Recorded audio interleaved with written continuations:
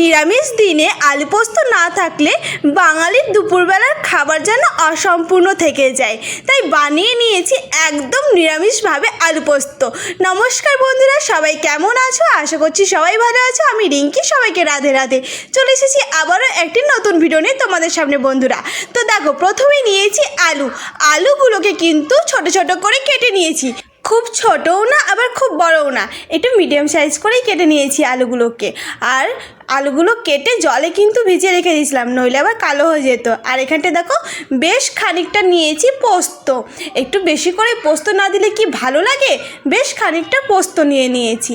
আর এদিকটাই নিয়েছি একটা মিডিয়াম সাইজের টমেটো আর দুটো কাঁচা লঙ্কা, আর নিয়েছি আদাটা কিন্তু বেটে দেবো।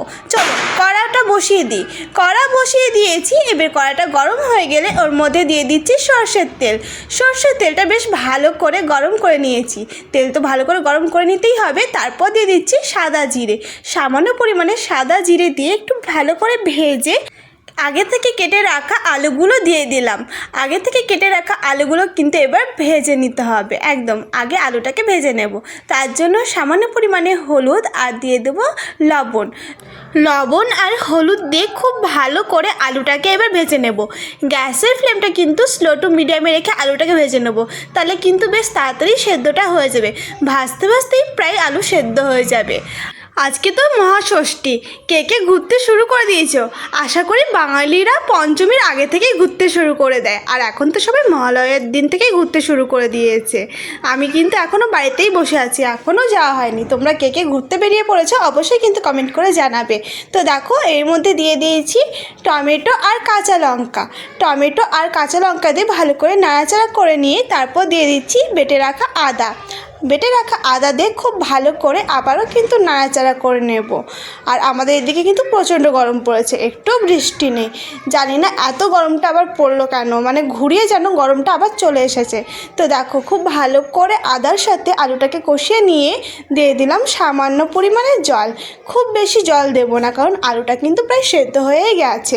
সেই জন্য সামান্য পরিমাণে জল দিয়ে ভালো করে নাড়াচাড়া দিয়ে ঢাকা দিয়ে রেখে দেবো, যতক্ষণ না পুরোপুরি আলুটা সেদ্ধ হয়ে আসছে।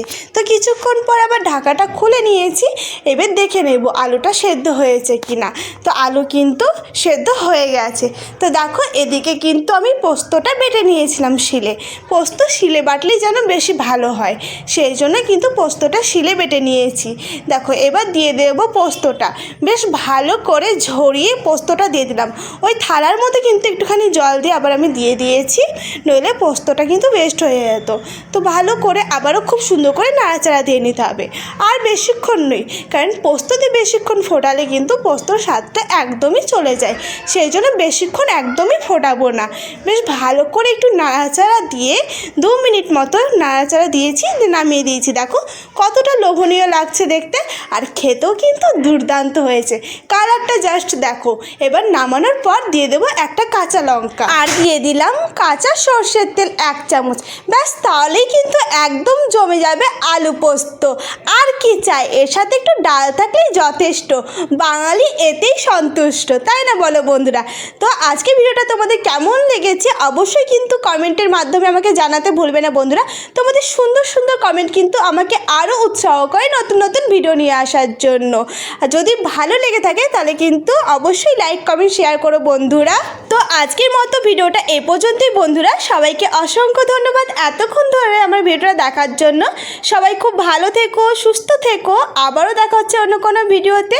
ততক্ষণের জন্য ওকে বাই, টাটা বন্ধুরা। আর হ্যাঁ, পুজোতে সবাই কিন্তু খুব মজা করো।